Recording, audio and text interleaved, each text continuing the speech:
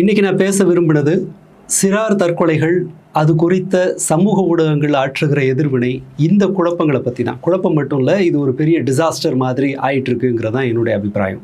இதை ஏன் பேசியாக வேண்டியிருக்கு அப்படின்னு சொன்னால், இந்தியாவில் சிறார் தற்கொலைகள் ஒவ்வொரு ஆண்டும் கடந்த 10 வருடங்களில் மக்கள் தொகை எந்த பர்சன்டேஜில் அதிகரிக்குதோ அதை விட அதிகமான விகிதத்தில் சிறார் தற்கொலைகள் விகிதம் அதிகரிக்குது. சுமாராக வருஷத்துக்கு 18 வயதுக்குட்பட்டவர்கள் 10,000த்திற்கும் மேற்பட்ட மாணவர்கள், குழந்தைகள் இந்தியாவில் தற்கொலை செஞ்சுக்கிறாங்க. இந்த செய்தியை அணுகுவதில் சமூகத்திற்கு இருக்கிற ரொம்ப பெரிய பிரச்சனை, ரொம்ப மோசமான பலவீனங்கள், அறிவு போதாமை, இது எல்லாமே நம்மளை அச்சுறுத்துற மாதிரி இருக்குது.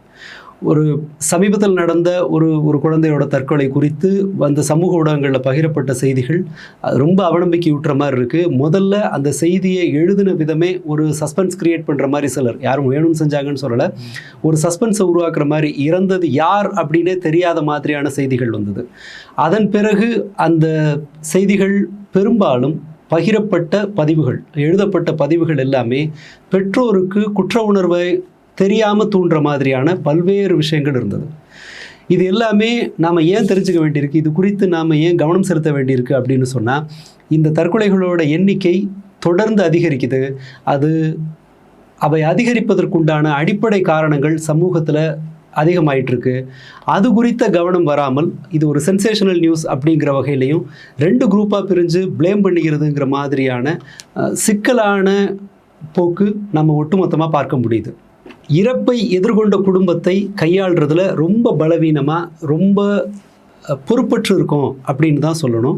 அன்இன்டென்ஷனல் செகண்டரி ட்ராமாவை உருவாக்குற எல்லா பண்புகளும் நம்முடைய சமூகத்தில் இருக்குது. அது சமூக ஊடக எதிர்வினைகளில் வெளிப்படுது. உதாரணத்துக்கு பார்ப்போமே, அவங்க குழந்தை இல்லாமல் இன்னுமே அவங்க எப்படி இருக்க போகிறாங்க அப்படிங்கிற பதிவு உண்மையில் ஒரு அம்மாவை பலவீனப்படுத்தும், காயப்படுத்தும்.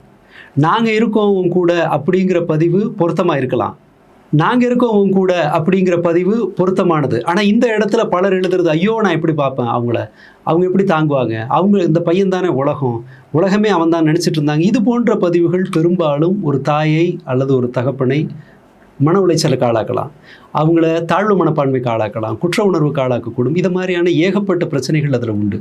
நாம் சமாதானப்படுத்துகிறத கூடுமானவரை ஜென்டிலாக, பிறர் என்ன நினைப்பாங்க, இது எந்த மாதிரி பார்க்கப்படும் அப்படிங்கிறது. இன்னொன்று, சோஷியல் மீடியா போஸ்ட் ஒன்று போடணுங்கிற தேவை கூட கிடையாது. அது வெறுமனே ஒரு இரங்கல் செய்தியாக, ஒரு தகவல் தெரிவிக்கிற மாதிரி இருந்துட்டா போதுமானது உடனடியாக. அடுத்ததாக இந்த இடத்துல நடக்கிற முக்கியமானது என்னென்னா, செய்தியை தெரிந்து கொள்கிற ஆர்வம்.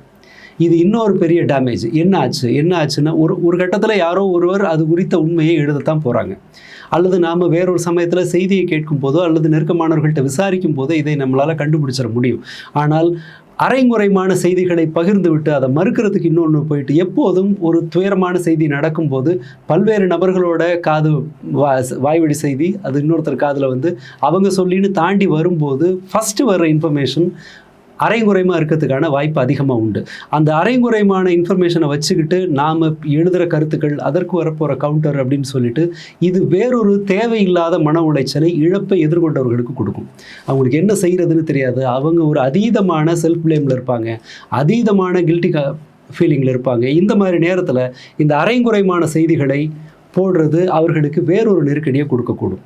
பல சமயங்களில் இந்த மாதிரியான மிஸ்இன்ஃபர்மேஷன் வேறு பல குழப்பமான சிக்கல்களுக்கு இட்டு சென்றிருக்கு. நம்ம பல சமயங்களில் பார்த்துருப்போம். அறகுறையான இன்ஃபர்மேஷன் தான் கோயம்புத்தூரில் நடந்த ஒரு மாணவியோட தற்கொலையில் சம்மந்தமே இல்லாதவர்கள் குற்றவாளியாக்கப்பட்டார்கள். சம்மந்தப்பட்டவங்களுக்கு எந்த பிரச்சனையும் இல்லாமல் இருந்துச்சு. அந்த குழந்தையை சரியாக பார்த்து கொண்ட ஒரு தலைமை ஆசிரியர் அதில் குற்றவாளியானார். ஆனால் அதற்கு காரணமான பிற காரணங்கள் விவாதிக்கப்படாமலே போச்சு. நம்ம சரியாக அனலைஸ் பண்ணும்போது இது போன்ற ஏராளமான பிரச்சனைகள் நாம் அரைங்குறைமாக அவசரப்பட்டு செய்தியை பகிர்றதுனால நடக்குது. இந்த போக்கு, அந்த ஆர்வத்தை வெளிப்படுத்துவதை தயவு செய்து நிறுத்துங்கள் அப்படிங்கிறதான் நான் கேட்டுக்குவேன். உண்மை மக்களுக்கு சென்று சேர்வதை இது சுத்தமாக நிறுத்திடும். ஒரு பொய் கிரவுண்டில் இறங்கிட்ட பிறகு அதை மறுக்கிறது அப்படிங்கிறது ரொம்ப கஷ்டம். மக்களுக்கு இப்போது வேண்டியது எல்லாமே பிடிச்ச செய்தி தான். தனக்கு விரும்பின செய்தி ஒன்று கிடைச்சிட்ட பிறகு அதன் பிறகு அதை பரிசீலிக்கவே பலர் விரும்புறதில்லைங்கும் போது பொறுப்பு இருக்கிறவங்க இது போன்ற அவசர கொடுக்கத்தனத்தில் மாட்டிக்கக்கூடாது அப்படிங்கிறது தான் என்னுடைய கோரிக்கை. இந்தியாவில் சிறார் தற்கொலைகளுக்கு முக்கியமான காரணங்களாக இருக்கிறது அகாடமிக் ப்ரெஷர் தான். கல்வி அவர்களுக்கு கடினமாக இருக்குது, ஓவர்லோடாக இருக்குங்கிறதுனால வர்ற நெருக்கடி ஒரு சிக்கலாக இருக்குது. ரெண்டாவது, குடும்பங்களில் இருக்கிற பிரச்சனை. அது உடனே சிங்கிள் பேரண்ட்டு அப்படின்னு பழியை தூக்கிட்டு ஓட வேண்டாம். குடும்பமாக இருக்கிறவங்க, ஜாயின்ட் ஃபேமிலியில் தனியாக இருக்கிறவங்கன்னு தற்கொலை எல்லா தரப்பு குடும்பங்கள்லையும் இருக்குது. ஒரு பிரபலமான மியூசிக் டைரக்டர் ஒருத்தரோட பொண்ணு ஆல்மோஸ்ட் நம்ம நினச்சிட்டு இருக்கிற எல்லா வசதிகளும் மெடிக்கல்லேருந்து ஃபேமிலியிலேருந்து எல்லா விதத்துலேயும் சொஃபிஸ்டிகேட்டடாக இருக்கிற அந்த குடும்பத்தில் கூட நடந்தது. அப்படி பார்க்கும்போது இந்த தற்கொலை என்பது குடும்ப இஷ்யூனால் நடக்கிறது ரெண்டாம் காரணம். பட் அதற்கு அதை பிராண்ட் பண்ணுறதுக்கு நாம் அவசியம் இல்லை. அது சிங்கிள் பேரண்ட்டாக இருக்கும்போது அப்படிங்கிற மாதிரி சுட்டி காட்டுறதுக்கு, குற்றம் சாட்டுவதற்கு தேவையில்லை. பள்ளிகளில் நடக்கிற அல்லது வெளியில் நடக்கிற புல்லியிங், அதாவது இன்னொரு குழந்தை அல்லது இன்னொருவர் தன்னுடைய அதிகாரத்தின் மூலமாக குழந்தைகளை அச்சுறுத்துவது ஒரு காரணமாக இருக்குது. அடுத்ததாக மென்டல் இல்னஸ் ஒரு முக்கியமான காரணம்.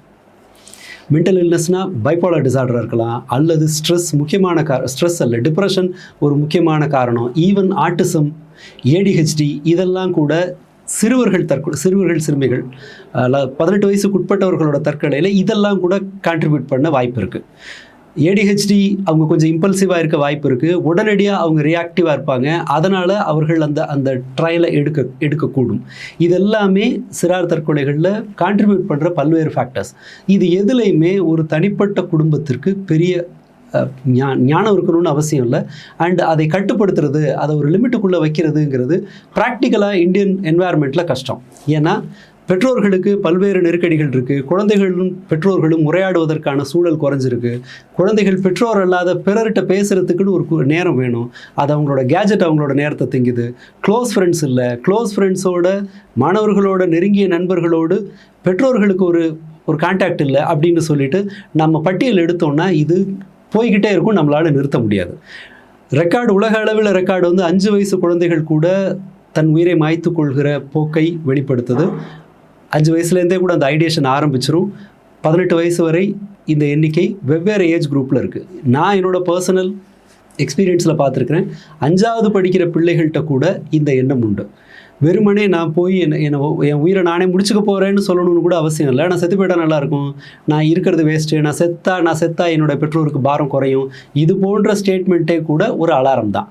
பட் இதையெல்லாம் கண்டுபிடிக்கிறதுக்கான மெக்கானிசம் நம்ம பள்ளிகளில் கிடையாது, அரசாங்க சிஸ்டமில் எங்கேயுமே கிடையாது, அண்ட் மோரோவர் குடும்பங்கள்லேயும் அது கிடையாது. இன்ஃபேக்ட் நாம் ஒரு கெட்ட செய்தியை பொதுவாக இந்திய சமூகம் கேட்க விரும்பாது. அதனால் இது எல்லாருடைய கண்ணிலிருந்தும் இந்த பிரச்சனை மறைஞ்சு ஏதோ ஒரு வகையில் சீரியஸான பிறகு தான் நமக்கு வெளிப்படுத்துது. ஒரு செயலை செய்வதற்கு, ஒரு உயிரை மாய்த்து கொள்கிற ஒரு முயற்சிங்கிறது மேபி 1 or 2 minutes கூட சிலருக்கு அந்த எண்டை நோக்கி கொண்டு போகலாம். அதாவது முடிவு அவ்வளோ சீக்கிரம் எடுப்பாங்கன்னு நான் சொல்லலை. ஆனால் இந்த வழிகள் எல்லாமே ரொம்ப சுலபமாக செஞ்சுக்கிற அளவுக்கானது இருக்குது. அப்படி இருக்கும்போது நாம் இந்த பிளேமை ஒரு குடும்பத்தை நோக்கி கொண்டு போகிறதுனால எந்த பிரயோஜனமும் இல்லை. அண்ட் நம்முடைய சமாதானம் சொல்கிற வழிகள்லையும் கூட ஒரு முதிர்ச்சி, பொறுப்புணர்வு தேவை அப்படின்னு நினைக்கிறேன்.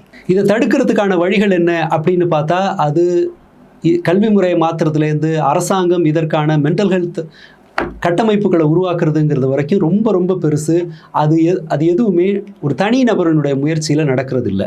ஆனால் ஒரு தனி நபராக நம்மளால் செய்ய முடியறது என்னென்னா, இத்தகைய சூழலில் மாட்டிக்கொண்ட ஒருவருக்கு நம்ம கொடுக்குற ஆறுதல் எக்ஸ்ட்ரா ஒரு ட்ராமா உருவாக்காத அளவுக்கு நடந்துக்கலாம். இதுதான் எல்லாத்தையும் விட முக்கியம்னு நான் நினைக்கிறேன். நாம் ஒரு செகண்டரி ட்ராமாவை உருவாக்காமல் பொறுப்பாக நம்முடைய சமாதானம் பண்ணுற பழக்கத்தை மாற்றிக்கலாம். ஜென்டிலான ஸ்டேட்மெண்ட்டை சொல்கிறது, நாங்கள் ஆதரவாக இருக்கோங்கிற ஒரு கருத்தை வெளிப்படுத்துறது, என்ன நடந்துச்சுன்னு கேட்காம இருக்கிறது, இது எப்படி பண்ணியிருக்கலாம்ல, நீங்கள் எப்படி செஞ்சுருக்கலாம்ல, அப்படி செஞ்சுருக்கலாம்ல, டாக்டர்கிட்ட கூட்டிகிட்டு போயிருந்துருக்கலாம்ல, இதெல்லாம் ஒருவர் பறி கொடுத்த பிறகோ அல்லது அந்த மாதிரி பிரச்சனையில் ஒரு முயற்சியில் ஈடுபட்டு ஹாஸ்பிட்டலில் இருக்கிற அல்லது மீட்கப்பட்ட ஒரு குழந்தைகிட்டையோ இருக்கிற பெற்றோர்கள்ட்ட இந்த மாதிரி கேள்விகளை கேட்காம தவிர்க்கிறது நல்லது. அதன் பிறகு என்ன செய்யலாங்கிறத பேசலாம். இந்த துக்கத்திலிருந்து வெளியில் வர்றது எப்படிங்கிறத பேசலாம். ஒரு முயற்சியில் ஈடுபட்ட குழந்தைக்கு எப்படி பெற்றோர்களால் சப்போர்ட்டிவாக இருக்க முடியுங்கிறத பேசலாம். அதுக்கு பதிலாக நாம் செய்கிறது எல்லாமே அறிந்தோ அறியாமலோ ஒரு போஸ்ட்மார்ட்டமாக பண்ணுறோம். அடுத்ததாக பள்ளிகளில் ஒரு மென்டல் ஹெல்த் ப்ரொஃபஷனல் இருக்கிறத கூடுமான வரை எல்லாரும் எல்லா தளங்கள்லையும் வலியுறுத்தியே ஆகணும். இந்த எண்ணிக்கை அதிகரிச்சுக்கிட்டே போகுது, இனி குறையறதுக்கும் வாய்ப்பு இல்லை. ஏன்னா எதெல்லாம் 18 வயசுக்குட்பட்ட ஒரு குழந்தையினுடைய இத்தகைய முடிவை நோக்கி எந்தெந்த காரணங்கள் எல்லாம் தற்கொலையை நோக்கி தள்ளுமோ அந்த காரணங்கள் எல்லாமே முன்பு இருந்ததை விட இப்போ அதிகமாக தான் இருக்குது. இன்னுமே அது அதிகமாக தான் ஆக போகுது. அப்படி ஒரு சூழ்நிலையில் நாம் ஒரு மென்டல் ஹெல்த் ப்ரொஃபஷனல் பள்ளிகளில் இருக்கிறத கட்டாயப்படுத்தணுங்கிறத எல்லா தளங்கள்லையும் விவாதிக்கிறத தவிர வேறு வழி கிடையாது. ஈவன் அதை நியமித்தாலும் கூட அதை நம்ம சரி பண்ணுறதுக்கு இன்னும் நீண்ட காலம் தேவைப்படலாம். பட் ஸ்டில் நாம் அதற்கான அடிப்படை முயற்சியை கூட எடுக்கல. ப்ரொஃபஷனல்ஸ்க்கு இது தேவைப்படலாம். சூசைட் ஸ்க்ரீனிங்க்கு நிறைய டூல்ஸ் இருக்குது. அது எப்படிப்பட்டதுன்னா, பொதுவாக நமக்கு இந்த மாதிரியான சந்தேகம் இருக்கும்போது உடனடியாக அவங்களுக்கு இந்த எண்ணம் இருக்கான்னு கேட்டுறணும். உங்களுக்கு இப்படி ஒரு எண்ணம் இருக்கான்னு. ஈவன் குழந்தைகள்கிட்டே கூட நான் சொல்கிறது, ஒரு மென்டல் ஹெல்த் ப்ரொஃபஷனல் அல்லது அதில் ஆர்வம் இருக்கிற ஒரு ஆசிரியர் பள்ளிகளில் இந்த மாதிரி பார்க்கும்போது, அல்லது நம்முடைய நெருங்கிய உறவினர்களில் யாரோ ஒரு குழந்தைக்கு அந்த எண்ணம் இருக்குங்கும்போது நாம் சில கேள்விகளை கேட்பதன் வாயிலாக அவங்களுக்கு அந்த மனோநிலை இருக்காங்கிறத தெரிஞ்சுக்கலாம். தெரிஞ்சுக்கிட்ட பிறகு அதனுடைய இன்டென்சிட்டியை பொறுத்து பிறருடைய உதவியை நாடலாம். 4 எளிமையான கேள்வி. கடந்த சில வாரங்களில் அல்லது 3-4 வாரத்தில் செத்து போயிட்டா நல்லாயிருக்கும் அப்படின்னு உணர்ந்திருக்கீங்களா அப்படிங்கிற கேள்வியை எழுப்பலாம். கவனம், இதை எடுத்து அப்படியே பேப்பரில் இருக்க மாதிரி அப்படியே கேட்டக்கூடாது, கொஞ்சம் நிதானமாக கேட்குறது. நான் இல்லைன்னா என்னுடைய பெற்றோர்கள் நல்லா இருப்பாங்க, என் வீடு இன்னும் நல்லாயிருக்கும் அப்படிங்கிற மாதிரியான எண்ணம் உங்களுக்கு தோணிருக்கா அப்படிங்கிறத கேட்கலாம். கடந்த சில வாரங்களில் ஏதாவது செத்து போயிட்டா என்ன, நம்ம உயிரை போக்கிக்கிறதுக்கான, அதாவது தற்கொலை முயற்சியில் ஈடுபட்டு தற்கொலைக்கு முயற்சி பண்ணலாம் அப்படிங்கிற எண்ணம் உருவாயிருக்கா அப்படிங்கிற கேள்வி. இது 2 கேட்ட பிறகு அடுத்தது கேட்குறது. அடுத்ததாக, இதுக்கு முன்னாடி ஏதாவது அட்டெம்ப்ட் எடுத்திருக்கீங்களா? திட்டமிடல் அல்லது பொருளை வாங்குறது, அதற்கான வாய்ப்புகளை தேடுறது அப்படின்னு சொல்லிட்டு ஏதேனும் முயற்சி இருக்கா அப்படிங்கிற கேள்வியை நான் மறுபடியும் சொல்கிறேன். இதெல்லாம் ஓரளவு ப்ரொஃபஷனலாக இதை கையாளுற அளவுக்கு பக்குவமும் அறிவும் இருக்கிறவங்களுக்கானது. அப்படி இல்லைன்னு சொன்னால் அந்த சந்தேகம் இருக்குங்கும்போது குழந்தைகள் ஏதாவது இந்த மாதிரி முயற்சியில் ஈடுபடுவாங்களோ அப்படிங்கிற சந்தேகம் இருக்கும்போதே ஒரு உரிய பொருத்தமான நபர்கிட்ட அவங்கள அழைச்சிட்டு போகிறது தான் வழி. முடிவாக இது இந்தியாவில் வளர்ந்துகிட்டு இருக்க பிரச்சனை, இந்தியாவில் மட்டும் இல்லை, உலகளாவிய அளவில். பட் ஐரோப்பாலேயோ மற்ற முன்னேறிய நாடுகளில் இது குறித்து அதீத கவனம் கொடுக்குறாங்க. பட் இந்தியாவில் அந்த அளவுக்கான கவனம் இல்லை. ஈவன் இந்த மாதிரியான செய்திகள் அடுத்த அரை நாளில் காணா போய் வெவ்வேறு செய்திகளில் மக்கள் மூழ்கிடுறாங்கங்கிறதுனால 10,000க்கும் மேற்பட்ட குழந்தைகள் இறக்குறாங்கங்கிறது கூட, தற்கொலையினால் மரணமடைகிறார்கள்ங்கிறத கூட நம்ம பெருசாக அலட்டிக்கிறது இல்லை இந்தியாவில். நெருங்கிய வட்டாரத்தில் இப்படி ஒருத்தர் இழப்பை சந்திக்கும் போது தான் நமக்கு அது மண்டையில் உரைக்குது. பட் அடுத்த அரை நாளில் அது காணா போயிடுதுங்கிறதுனால நாம் இது கொஞ்சம் சீரியஸாக பார்க்க வேண்டிய ஒரு செய்தி. இந்த ப்ரொஃபஷனல்ஸை நோக்கி அவர்களை அழைச்சிட்டு போகிறதுங்கிறத விட பெரிய ஹெல்ப் ஒன்றும் இல்லை. ஒருவேளை இழப்பை சந்தித்தால் நம்முடைய ஆறுதல் கூட அவங்கள இன்னும் பேனிக்கில் தள்ளாமல் இருக்கணும், அவங்கள இன்னும் ஒரு குழப்பத்திலேயோ அல்லது அமைதி இல்லாத ஒரு வாழ்க்கையை நோக்கி தள்ளாமல் இருக்கிறத உறுதிப்படுத்தலாம். அதற்கு மேலே ஒரு ப்ரொஃபஷனல்கிட்ட நாம் கூட்டிகிட்டு போகிறது நல்லது. சந்தேகம் இருப்பவர்கள் அல்லது இழப்பை சந்தித்தவர்கள் யார் ஒருத்தருக்கும் ஒரு ப்ரொஃபஷனலோட ஹெல்ப்பை தருவதற்கான முயற்சியில் ஈடுபடலாம். அதுதான் நம்ம பார்க்க முடியும்னு நினைக்கிறேன். அதை விட்டுட்டு சோஷியல் மீடியாவில் இது நம்முடைய இரங்கலை தெரிவிக்கிறேன்னு சொல்லிட்டு அவங்கள மேலும் குற்ற உணர்ச்சிக்கு ஆளாக்காமல் இருப்பது நல்லதுன்னு நினைக்கிறேன். நன்றி.